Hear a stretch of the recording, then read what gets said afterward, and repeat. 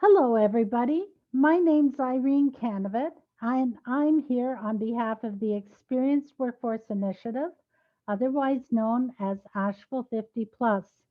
The whole goal of our organization is to help people find meaningful opportunities to contribute to the world, whether it's through volunteer work, part time work, stipend based work, full time work, whatever it is, also entrepreneurial work.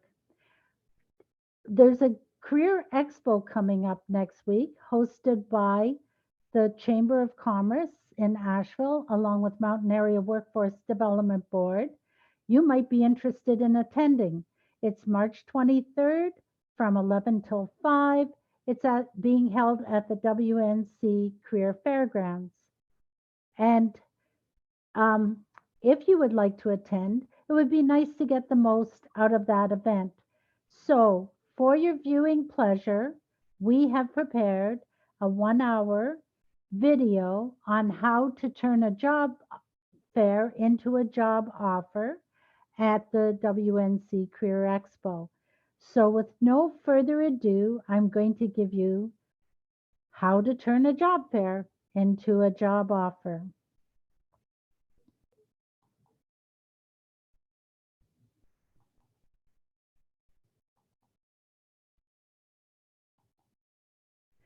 All right. So,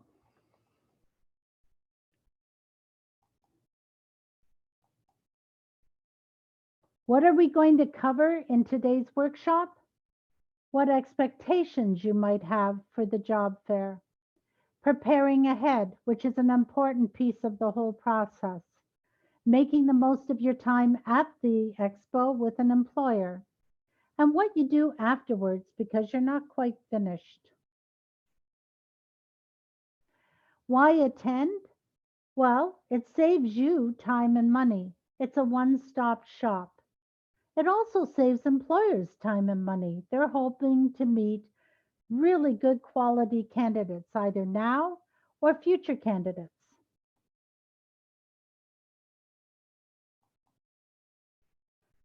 Also, you can network with potential employers and others.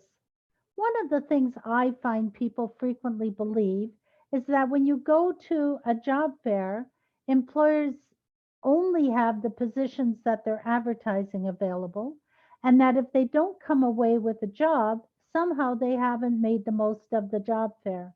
And that isn't true. First of all, employers will post the positions they have most need to hire for at the moment, but they don't post every position they've got available. So oftentimes, by networking with an employer, you can find out about those hidden jobs, those ones that they're not putting out in advertising, but that actually exist. Also, you can learn about potential jobs they're going to have in the future.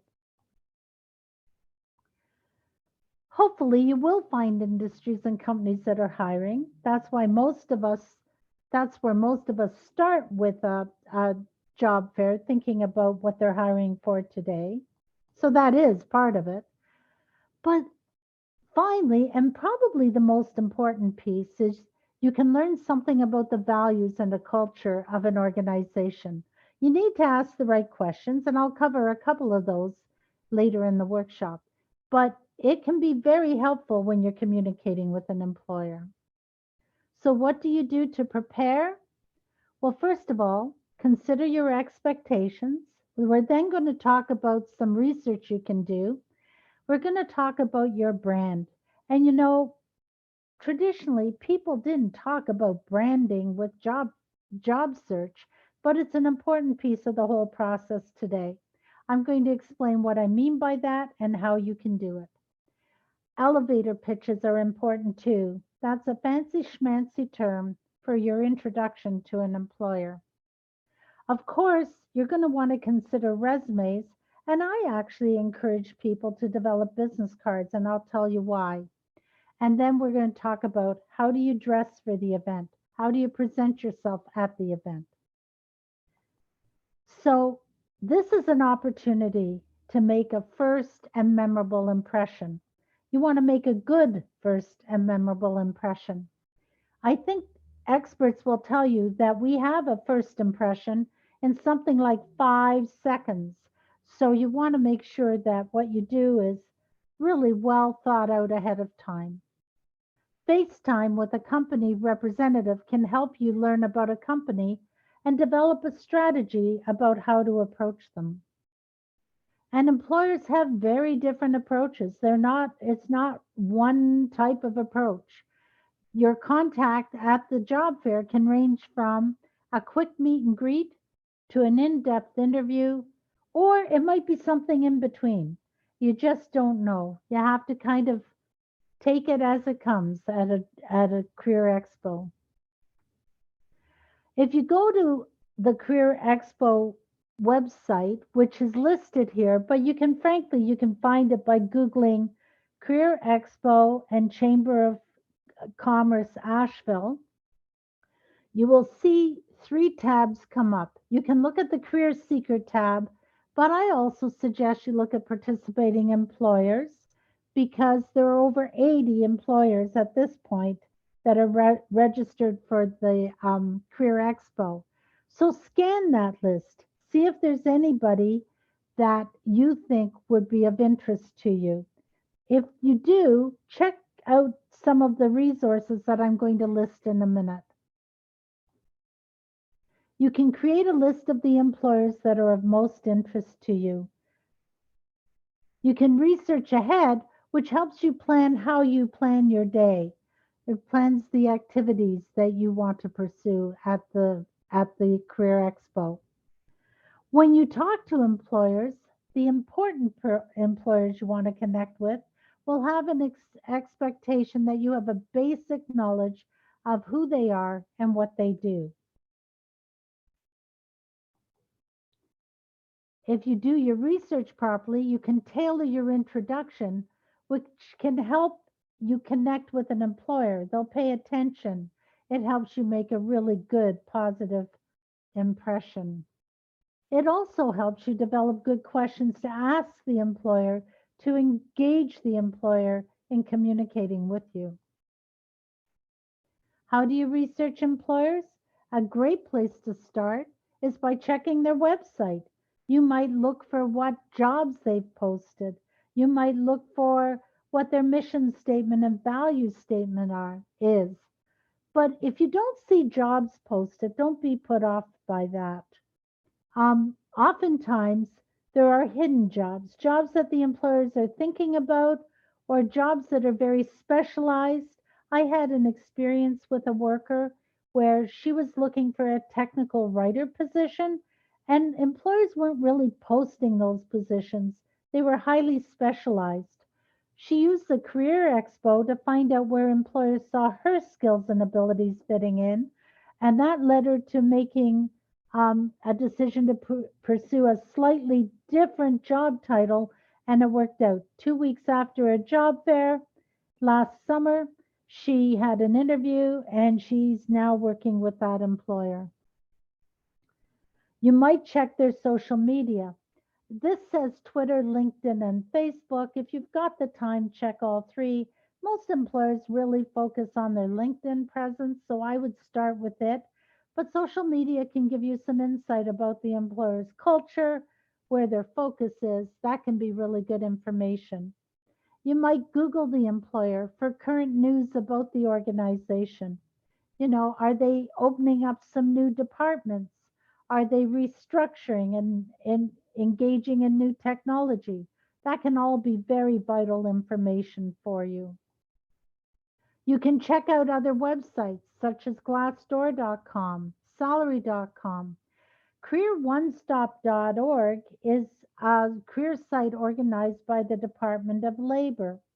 If you go to it and you plug in an occupation title and your zip code, it will tell you the range of earnings for this region, for this zip code, for that occupation. That can be really excellent information if you're at the job fair and the employer says to you, what do you expect to earn in this position? You can say, well, somewhere between X dollars and Y dollars. It seems to be in line with what employers pay in this area, and I'd be comfortable with something in that range. If you're not comfortable with it, then I need to question why you're applying for that type of work at all. Um, Next, after you've got your research completed, you can develop what you will say and do at the Career Expo. There are 4 strategies that can set you apart. This was taken from the careeronestop.org Department of Labor website. Here are the 4 strategies. Number 1, sell yourself and your brand. Oh, there's that brand word again. I'm going to explain that in just a moment. You can identify your transferable skills. Transferable skills are general skills. They're those skills that you can use in all kinds of different jobs. Things like maybe you're good at conflict resolution. Maybe you're a team player. Maybe you've got superb customer service skills. Maybe you are a natural leader. Those are all skills that many, many different employers want for many, many different occupations. And if you can identify what you bring to the table, that can be invaluable for an employer. You can highlight your accomplishments and your achievements. Maybe you managed 35 people in your last job. Maybe you had excellent time management and never missed a deadline. Anything you can do to highlight your accomplishments for an employer with the achievements you had, like the number of people you managed or the fact that you never missed a deadline, can really set you apart from other potential applicants. And finally, use keywords effectively. Those are those words that are important to a job or an occupation that employers use typically in that type of work. And those are words that applicant tracking systems look for when your resume is scanned when you sent it in to an employer. So let's start with the brand. Can you identify a brand from a statement? I think you can. Let me show you what I mean. If I say just do it, do you know who that is? Well, I think we all know. That's the swoosh. That's Nike. And when I think of Nike, I think of sports equipment, sports clothing, apparel, things like that. If I am connecting with the happiest place on earth, I think everybody knows that's Disney. And when I look at that, I think about entertainment, whether it's in person at Disney World or whether it's watching some of the Disney shows on television or in film. But I know what they offer, I know what they can do for me. Same as Nike, I know what it can do for me. So finally, and this one really does something for me quite frequently, to inspire and nurture the human spirit, one person, one cup, and one neighborhood at a time. Well, if you are starved for caffeine, you probably recognize this one because that's Starbucks. When I see that, I know that I can get a cup of coffee to get myself going in the morning. I also know that they have fabulous banana bread. Either way, when I look at that statement, I know right away what they will do for me. Your brand statement is, as a job seeker, is you. You bring something to the table for an employer. Consider what you offer an employer. What do you do? That's your career or job goal. And how do you do it? That is your knowledge, skills, abilities, and other attributes. We have many, many different ways we communicate with an employer these days. When we go to a career expo, we meet and greet them in person. When we look at our LinkedIn profile, if we have a LinkedIn profile, and I'm not saying you need one unless you want one, but if you have one, an employer is likely to check it out. Is it consistent with what you said to them at the Career Expo? You might submit a resume and an application form. Does the message, your introduction at the top of your resume, match up with your statement on LinkedIn and what you told an employer. The more often you repeat it, just as Nike repeats their messaging in all kinds of places, and Disney and Starbucks and every corporation practically does the same thing, they repeat the same message over and over again. You can even use a branding statement as your answer to the question, tell me about yourself, if you've developed a brand statement properly.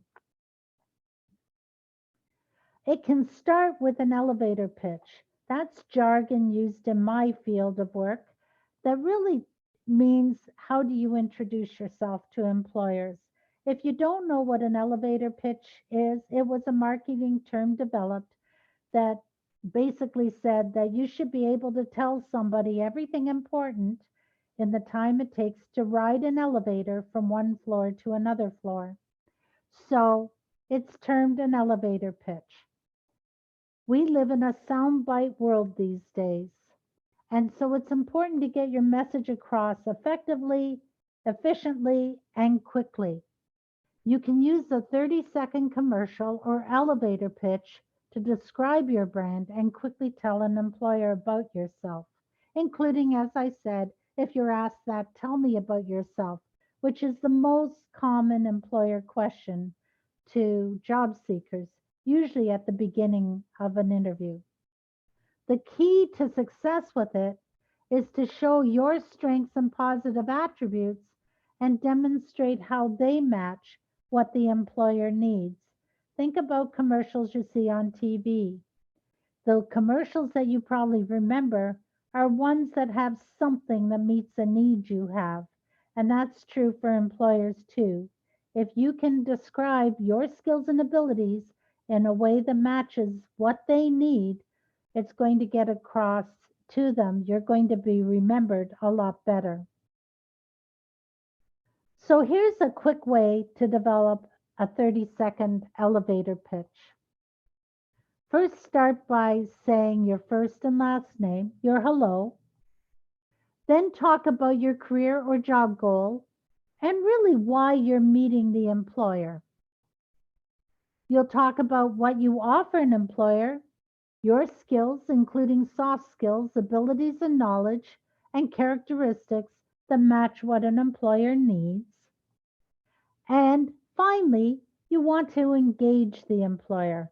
So you want to prepare questions that show that you're interested in the employer, that will have the employer engage with you so that you can have a conversation.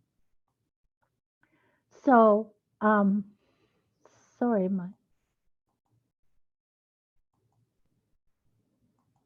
here's an example. Hello, my name is Irene Canavet. I'm an employment counselor with 15 years of experience working with secondary schools, colleges, and government career centers. I chose this field because my passion is to help job seekers find meaningful employment. A good employment opportunity benefits every aspect of someone's life. I've researched your organization. Your goal to assist workers and businesses to achieve and sustain economic prosperity is very much in line with my own mission and values. Where do you see my skills and abilities contributing to your organization? And hopefully, at the end of telling them who I am and what I can do for them, they will have some ideas about where my skills and abilities could contribute to their organization. It gives a starting point for a conversation with the employer.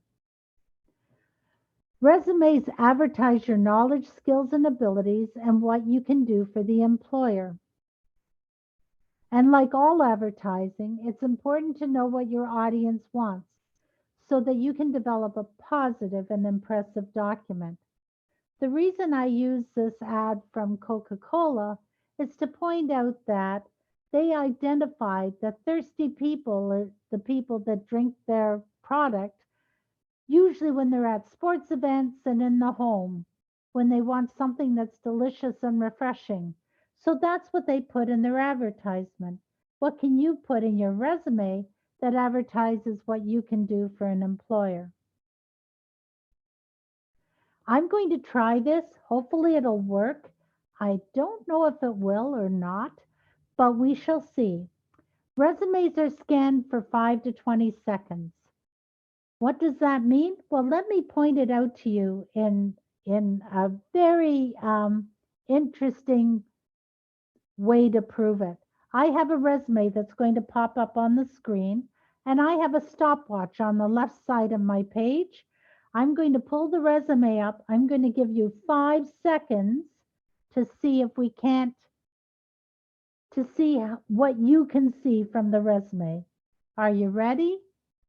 Here's the resume. Here's the,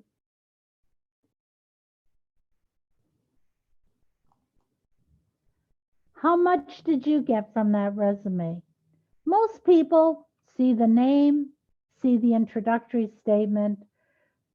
I did a workshop prior to this and at NC Works, somebody saw a spelling mistake that I'll be fixing right after this workshop.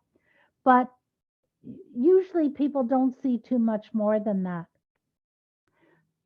The reason I do that is to show you how quickly the process takes place and to show you how important the top part of your resume is.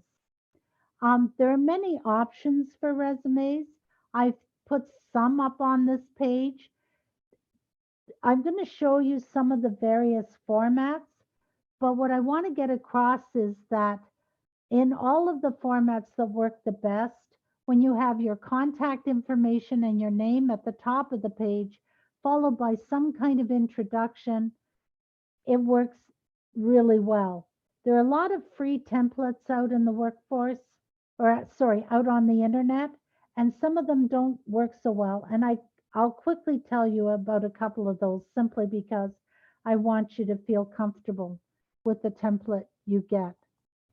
For example, this one, it's very busy and it has some problems with it. If your resume goes through an applicant tracking system, it might not be read properly by the applicant tracking system because applicant tracking systems frequently can't read columns.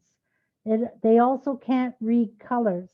And if somebody's put the name and contact information, the top part of their resume, in a header, applicant tracking systems frequently can't read headers either. So don't use that format.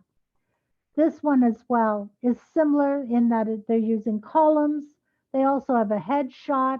Those don't go through applicant tracking systems well. Don't use that either. If you compare the left side to the right side, the best format is straightforward, um, in a vertical kind of or a hierarchical kind of approach. And that will get the most attention from an employer as well. There are 3 basic formats. I don't go into them in this workshop because we don't have time to go into depth with them. If you want more information, you're welcome to call me at the NC Works Career Center. I'd be happy to provide you with more information about which type you would like and which type might be best for your situation. But there are some consistencies in all 3. Resumes are most effective when they're short and to the point, 1 page if possible, 2 maybe, but really try to stick 1 to 1 page. And don't go back more than 10 or 15 years. You want to use relevant information. And really, our technologies change so quickly. If you put Lotus 123 as one of your skill sets, employers are going to think you're out of date. For those of you who might not know, Lotus is kind of the ancestor to Excel, and it's way out of date. So make sure you go back 10, 15 years at the most, make it short and to the point and relevant to today's skill sets. Include your name, your town. Notice I didn't put in your street address. Your resume is your marketing tool. No employer needs to know your street address and its personal identifiable information that can be used by not so great characters who want to steal identity. So just keep it to your town, your state, and your zip code, your email address, your phone number. If you have a LinkedIn address, a website, include those as well. Include an introduction, a skills section, work experience, and education. I'm going to talk about introduction and skills in this workshop. I'm not going to go into work experience or education. If you want more information, you can contact me about that. But all three types include some kind of introduction. Because remember, I showed you 5 seconds of a resume. That's probably the name, and the introduction is probably as far as you got. The top part of your resume is your most important real estate. Use specific information in your career or job goal and why you are a good candidate. Here's an example of an introduction. What do you think about this one? To secure a challenging position with a well-established organization with a stable environment that will lead to a lasting relationship in the field of finance. Well, I give that an X. And the reason I say that's not a good one is it's too general. You you don't have enough specific information about what you can do for an employer in there. It also doesn't list a specific career goal. So for that reason, I don't recommend you use something that's vague like this one is. You might say seeking a finance administrator position. Ah, career goal. Well, that helps. Where 10 plus years of management, oh, 10 years experience, that is something an employer would be interested in. Quality assurance, program development, and training experience can be utilized.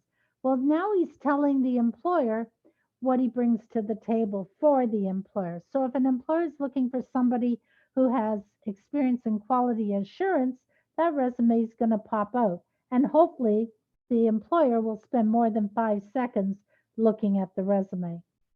So I gave that a check mark. But you might not, when you go to the Career Expo, have a specific career goal in mind. You might be generally looking and want to take a general resume with you. So if you want to do that, here's another approach. To use strong organizational skills and award winning customer service skills in a position where the ability to research, analyze, and solve quality control problems is important. Well, it doesn't specify a specific career goal, but it does tell the employer what the job applicant can do for the employer, and that's really important. So you might use that approach with employers where you have a general idea you'd like to work for them, but not a specific position in mind. So I gave that a check mark as well. Also, all three types of resume, whether they're chronological, functional, or combination, should include something about skills. You want to talk about skills and activities that and what you achieved or accomplished with those skills. I always say name it and then explain it. I can say I managed a team. That doesn't tell me very much at all as an employer. Manage people, well, I know they've got management skills, but I don't understand the scope. But if I said managed a team of 10 people in customer service, that says a whole lot more. So when you claim a skill, which is usually a verb, consulted, managed, supervised, analyzed, also add an accomplishment in something you achieved or accomplished, something to describe it so that an employer can picture you doing similar work for their organization.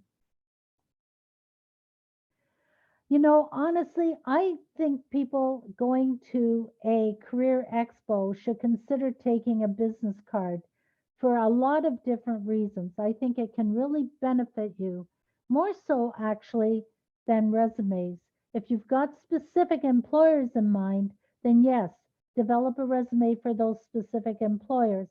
But if you go to the career expo to research what might be available, I think a business card might be a better option, and I'll tell you why. You can make connections more easily wherever you go. It's a lot easier to keep your business card in your hand than a whole pile of different resumes for different positions and different employers. It's easier for people to follow up with you because it's easy for them to keep hold of your business card. And these days, a lot of people take pictures of business cards and just put them on their cell phone or their devices. And that makes it really extra easy to access no matter where they are. You can conduct research at Career Expo and then use the information to then target your resume. So maybe you hear about a specific position. If you make a resume up ahead of time, you might not capture everything that employer needs, but that you have.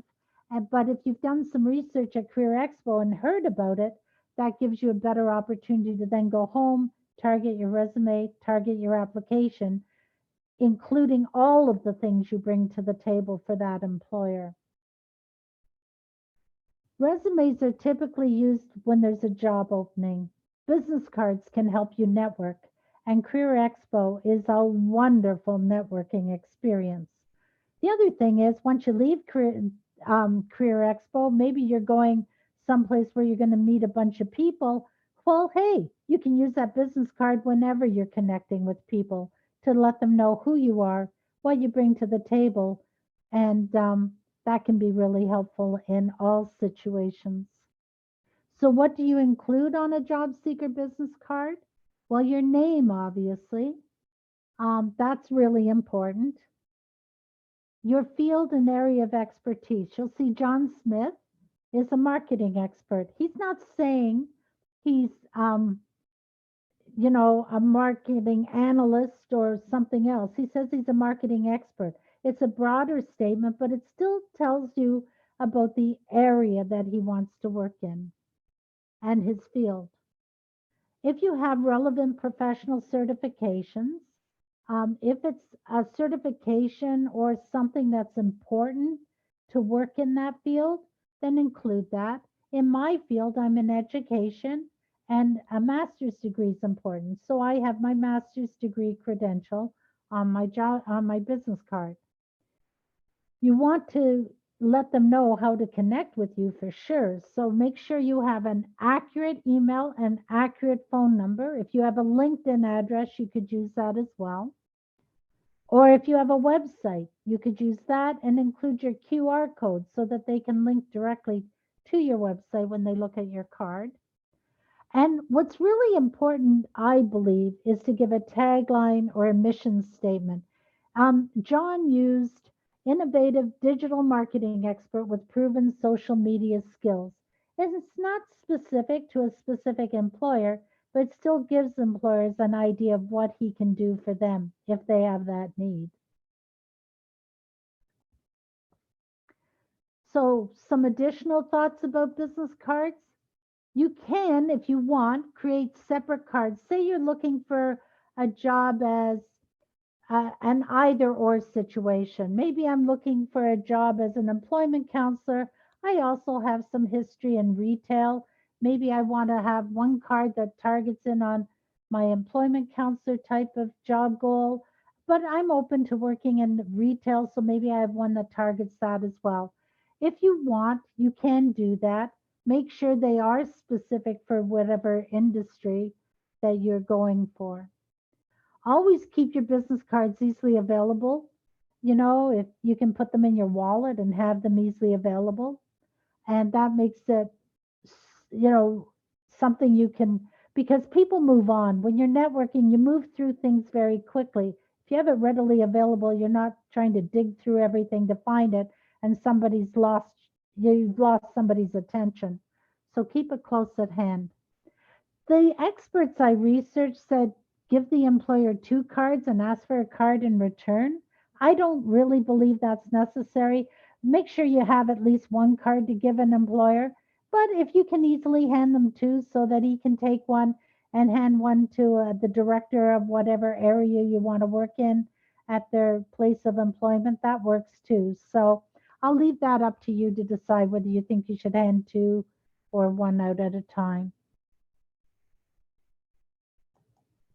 If you have a website, as I said before, include a QR code on your business card because that just makes everything so much easier for an employer. When you go to a job fair, you want to consider how you look. It's important. First impressions, like I said, are made in 5 seconds. A general rule of thumb is to dress one step above the position you are seeking. So if you're seeking a production line worker position, you do not need to wear a three-piece suit. However, I've never seen anyone turn down if they did wear a three-piece suit. I think part of that has to do with your comfort level.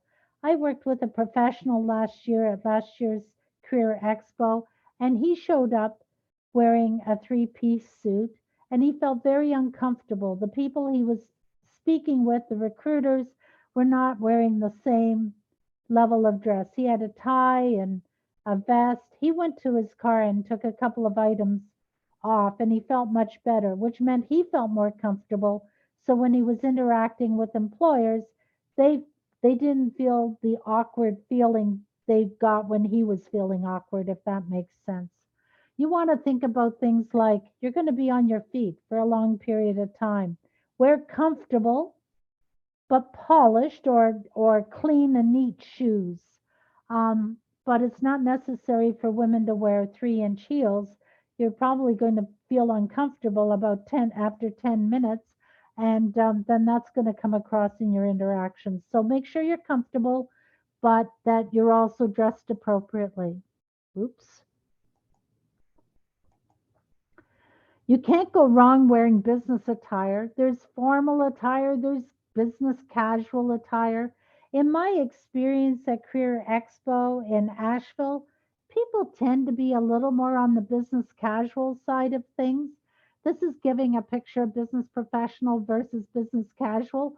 Frankly, I don't see much difference in the two. I think if you dress like any one of these people, you would be fine.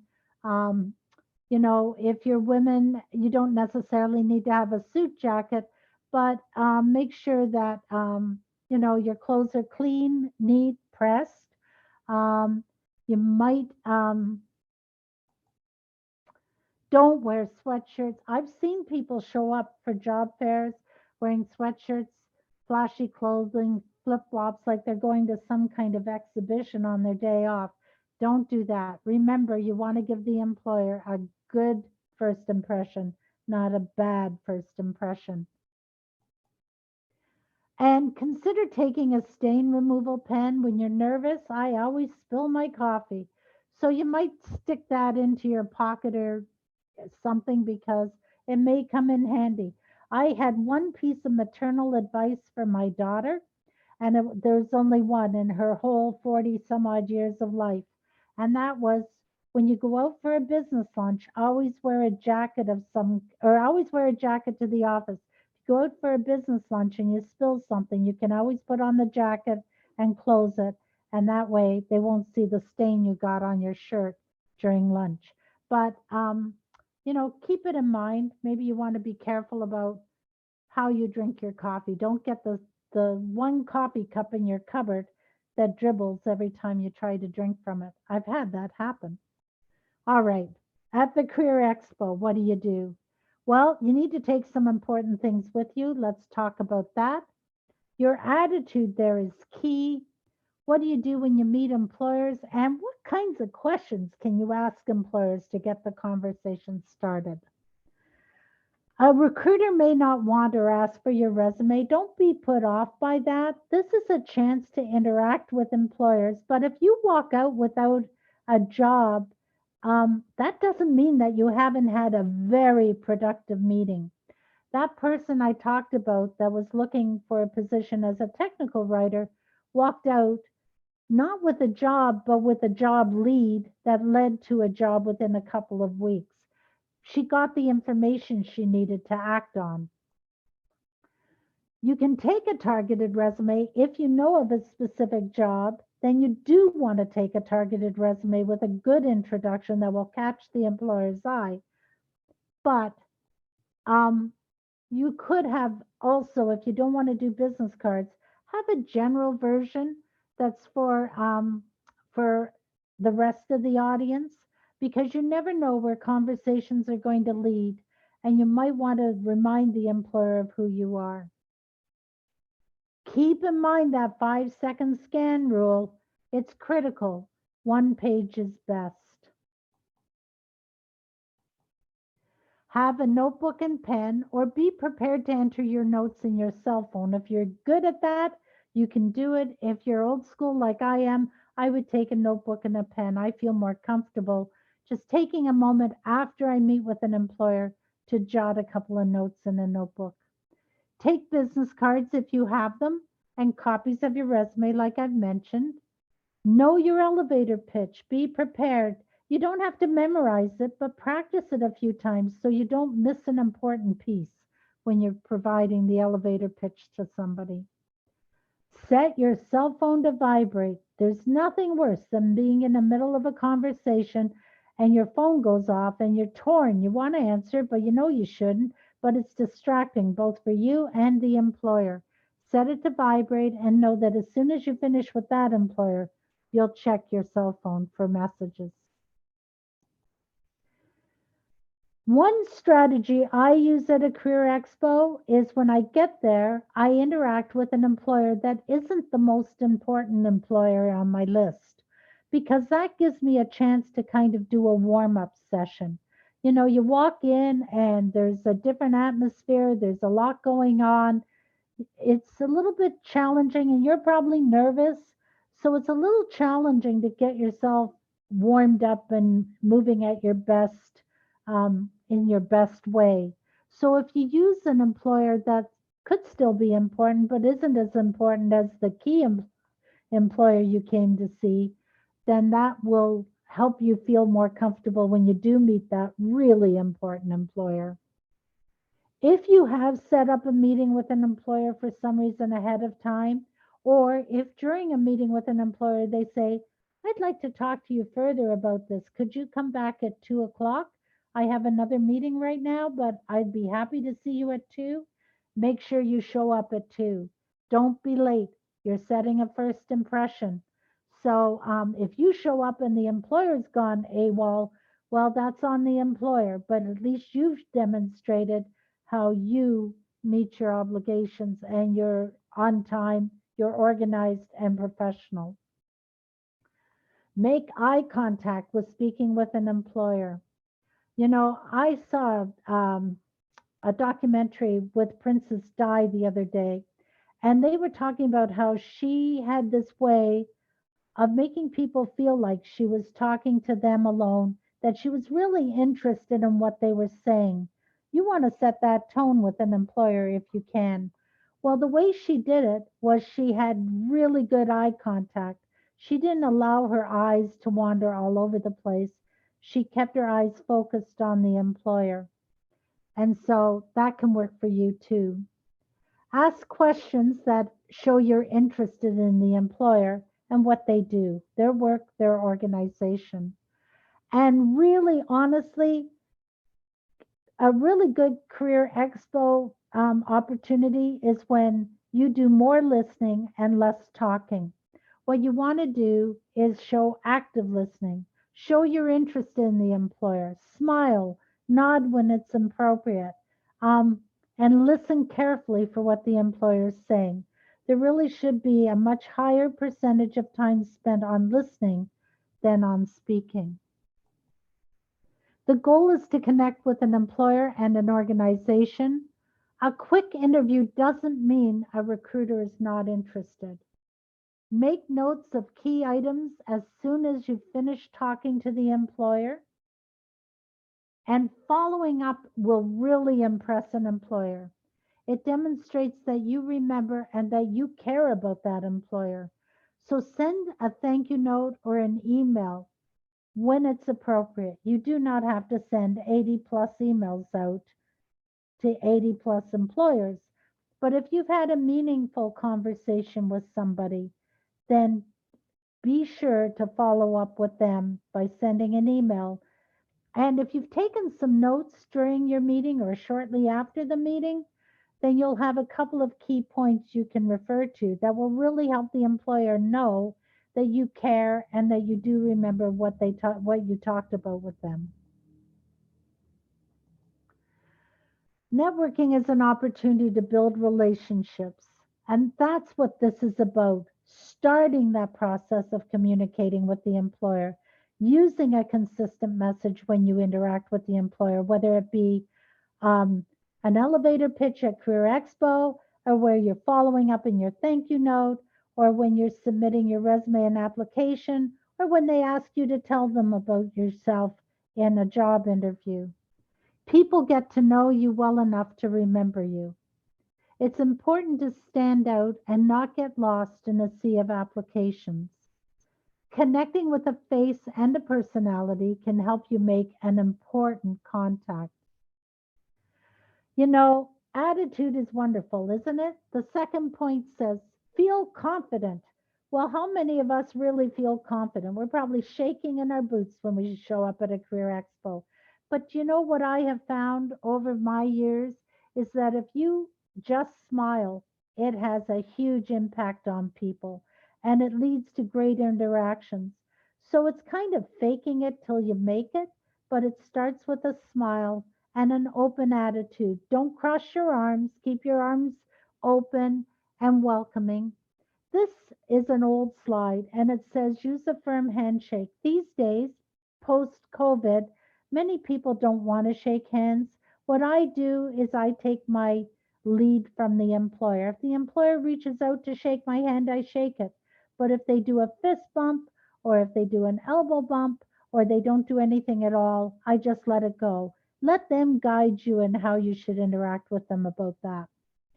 And try to use good body posture. But honestly, the smile and your ability to make eye contact and your open attitude is what's really going to make the difference for employers. In networking, give the employer your full attention, like I said. Minimize distractions, like I said, like cell phones. Don't chew gum if you can avoid it. And this is a pet peeve of mine because I'm married to somebody who loves to jingle the pocket change, and that is so distracting. So, if you're likely to do that, take the change and your keys and put them somewhere else because you don't want to have that. It's a distraction. The employer can't focus on those good things you bring to the table if they're hearing your pocket change jingle. It's easier for an employer to remember you if you can match your skills and abilities to an organization's needs. I know I've said that before, but I want to keep saying it to remind you that that's a really important piece of this whole process. Be prepared with questions. You should develop your own questions based on your research, but here are a few that you might consider to get you started. What do you like best about working at your organization? What type of growth opportunities can someone in this work expect? Here's a favorite of mine. If you hire me, or even if you don't use that piece at the beginning, what is your focus when you're reviewing an employee's job performance? That will tell you a great deal about what that employer thinks is important.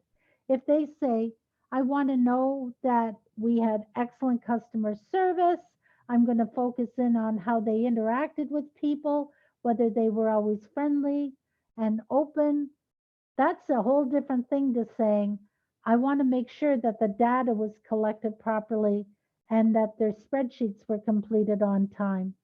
So, asking that kind of question can give you a great deal of insight into where the employer focuses um, their business, what's important to them, and therefore what the culture is. Whatever you do at Career Expo, be yourself. Don't try to be someone you're not.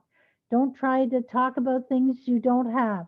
Be yourself. Everyone else is taken, as Oscar Wilde said. After you leave the Career Expo, you think you're done? Maybe not quite. So let's see what that involves. You can summarize the content of important conversations when that employer reaches out because they met you at Career Expo and wants to do an interview. It's really helpful to remember which of the employers talked about what, because you might have had a lot of different conversations. If you've summarized it and put it in an organized manner, it's a lot easier to access when you want to access it. Send thank you notes, like I mentioned, to important people, to key people. We used to say send a handwritten thank you note, but honestly, these days, an email is perfectly fine. Even a text is okay with some employers. And the good thing about sending an email or a text is you can do it right away. And that way, it's going to be more, the employer's going to remember it better if you can send it sooner. Try to send it the same day as the Career Expo. Then you can plan your next steps. What are you going to do? What did you learn from the Career Expo? How does that inform what you're going to do going forward? And then you can relax because you worked hard and you've earned it. So I have a couple of additional resources for you to help you prepare.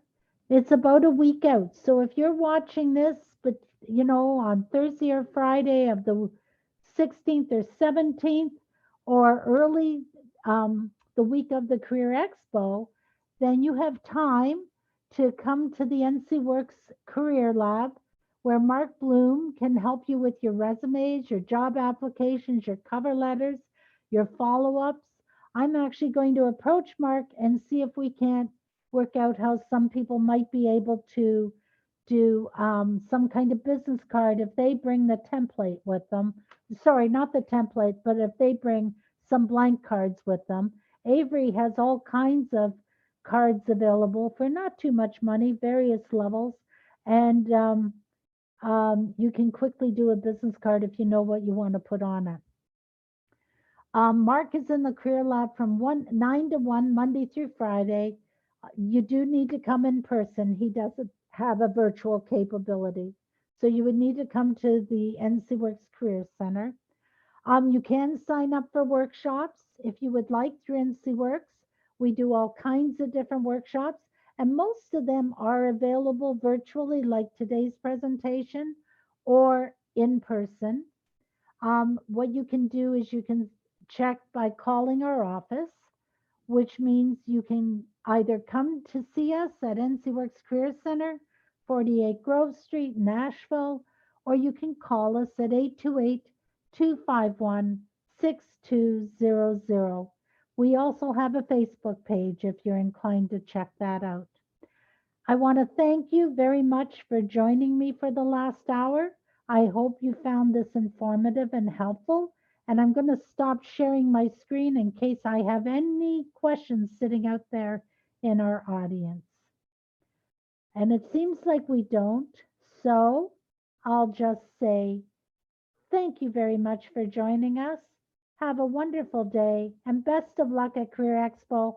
By the way, I'll be there. So if you like, look me up. I'll be somewhere close to the NC Works career booth. Thank you.